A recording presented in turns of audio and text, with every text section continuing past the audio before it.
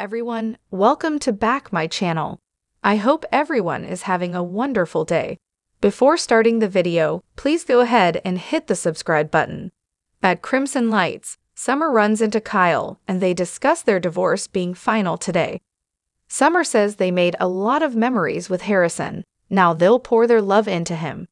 Talk turns to Kyle's career, and Summer assumes Jack has made him co-CEO again. Kyle confides that the job has gone to his mother. Summer, taken aback, wonders how he feels about his mom taking his job. Kyle says he's happy for his mom. Summer thinks he should tell her the truth. Kyle admits there's plenty of disappointment. If it's the job he was born to have, he'll be ready when it comes his way. He thinks his parents are good together, and they're what J-Bot needs right now. J-Bot needs a singular vision right now. Summer remains skeptical. Chance comes in and Summer admires how he looks in the suit she gave him. Chance tells Kyle that she's become his personal shopper as he expands his style horizons. He walks off to grab coffee and Kyle teases, "Somebody's got a crush." Summer denies it and tells her ex, "You can stop now." Kyle assures her it's okay if it's more than friendship. "It's good to see you smile like that again." Summer asks if he's been smiling. Kyle says it's better than it has been. They've always wanted each other to be happy, and that doesn't have to change. At J-Bot, Jack shows Diane the press release about her becoming co-CEO. She can't believe she's taking a job from her son. Jack reminds her she earned this. Diane knows that despite what Kyle says, he's hurting that he didn't get promoted, so I'm hurting for him. Jack thinks Kyle is fine, but Diane saw the look in his eyes. Losing the job in Summer is too much. Jack says he had ample opportunity to plead his case. He's glad his son realized he has more to learn. If they change things now, what is the message to J-Bot and to their son? They have to take him at his word. Diane concedes that what he's saying makes sense. They're kissing and canoodling when Kyle comes in. Diane tells Kyle they were talking about him. Kyle guesses they want to hit the ground running and have a meeting. Jack has to deal with something first and exits. Diane asks Kyle for the truth. Kyle tells Diane she has to let this go. He has. He will learn a lot by waiting and watching. "This is your job. You're going to crush it." Diane hugs him.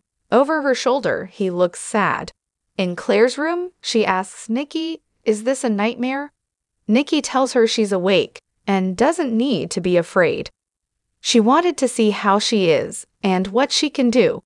Claire questions why she'd want to help her. She still has every reason in the world to hate her. Nikki agrees, she has every reason in the world to hate her, but I don't. What happened to her was cruel and relentless. You can't help but be a product of your upbringing. She sighs, "We're all broken, aren't we? The question is, do you want to get better?" Claire asks, "Are you kidding?" She worries about finding the strength. Nikki tells her they're all strong. Sometimes you just have to dig down to find it. Claire says she sometimes feels strong, but other times fears she'll let everyone down. Nikki reminds her Cole and Victoria will be there for her. Claire needs someone who will look her in the eye and answer her questions. Am I inherently evil? Nikki tells Claire she's not evil. You were born perfect and innocent, and then an evil force got in the way. The fact is, we saved each other's lives, and that's a good thing. She asks her to tell her how she spends her days there. Claire tells her she goes to group craft lessons and she got a new privilege.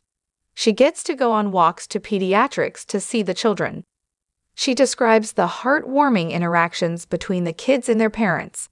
Sometimes I'm jealous. She wanted a family for so long. Her aunt told her she was all she needed, but she wasn't. Wishing didn't change anything, so she stopped wishing. Claire admits she sometimes wonders what Victoria was like as a child. Nikki says that's a big question.